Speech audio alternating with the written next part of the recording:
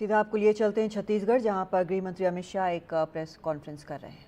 गांव का विकास और क्षेत्र के विकास, ये तीन लिंब में ये पूरे क्षेत्र को विकास की दिशा में पूरे देश के अनुरूप एक स्तर पर लाना, और दोनों क्षेत्रों में, दोनों परिस्थितियों में बहुत अच्छा डेवलपमेंट हुआ है।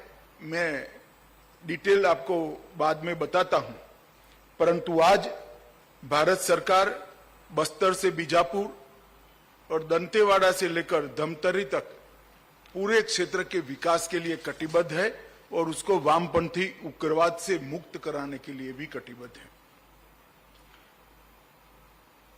कई अचीवमेंट हुए हैं। 2022 में एक साल ऐसा आया कि जिसमें 4 दशक में पहली बार मृत्यु की संख्या 100 से नीचे गई। 2014 से 24 तक सबसे कम वामपंथी उग्रवादियों द्वारा की गई घटनाएं दर्ज की गई। टॉप 14 नक्सली लीडर्स को न्यूट्रलाइज किया गया है। इसके अलावे हमने वामपंथी उग्रवाद की जगह, इसकी विचारधारा की जगह विकास का विश्वास लोगों में जनरेट करने में भी हमने सफलता प्राप्त की है। हमने 2 उद्देश्यों से काम किया। पहला, नक्सल प्रभावित क्षेत्रों में रूल ऑफ लॉ एस्टैब्लिश करने के लिए प्रयास करना, और दूसरा, जो विनाश सर्जित हुआ था, इसके कारण सर्जित हुई विकास की खाई को भरकर विकसित क्षेत्र बनाना। और मुझे हर्ष है कि कई राज्य 2019 से लेकर 24 तक नक्सल प्रभावित क्षेत्र के नाम से, तमगे से मुक्त हुए हैं। बिहार, झारखंड, उड़ीसा, आंध्र प्रदेश, तेलंगाना, मध्य प्रदेश और कमोबेश महाराष्ट्र भी, ये सारे राज्य, महाराष्ट्र का एक जिला छोड़कर, नक्सल समस्या से मुक्त हुआ है। मैं मानता हूं कि ये भारत सरकार का बहुत बड़ा अचीवमेंट है।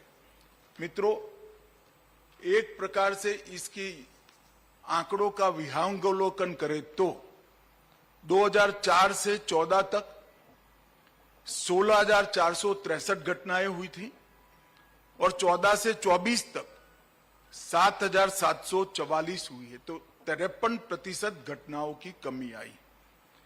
नागरिकों और सुरक्षा बलों की मृत्यु में पहले 10 साल में 6617 सुरक्षा कर्मी और नागरिक मृत्यु हुआ था। अब उसमें 70% कमी होकर 2004 तक ये आंकड़ा सीमित करने में हमें सफलता मिली है। इसी तरह से सुरक्षा बलों की मृत्यु में 73% की कमी और नागरिकों की मृत्यु में 69% की कमी आई है। मुझे विश्वास है कि ये हमारी लड़ाई अंतिम चरण में पहुंची है और हम देश को 2026 मार्च तक पूर्णतया नक्सल समस्या से मुक्त कर पाएंगे।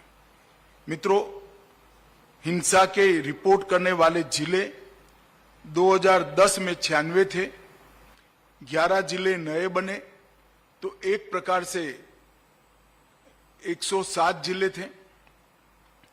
उससे कम होकर अब 42 तक सिमट गए हैं। थानों की संख्या 456 थी, 456। 100 थाने नए सृजित हुए, तो 565 में से अब थानों की संख्या 171 तक सीमित हुई है। 2010 के अधिकतम मृत्यु स्तर 1005 से घटकर 2023 में 138 तक सीमित हुआ है। 2019 से अब तक 277 सीएपीएफ के नए कैंप बनाए गए। उस दृष्टि से सिक्योरिटी वैक्यूम को भरने का काम किया गया।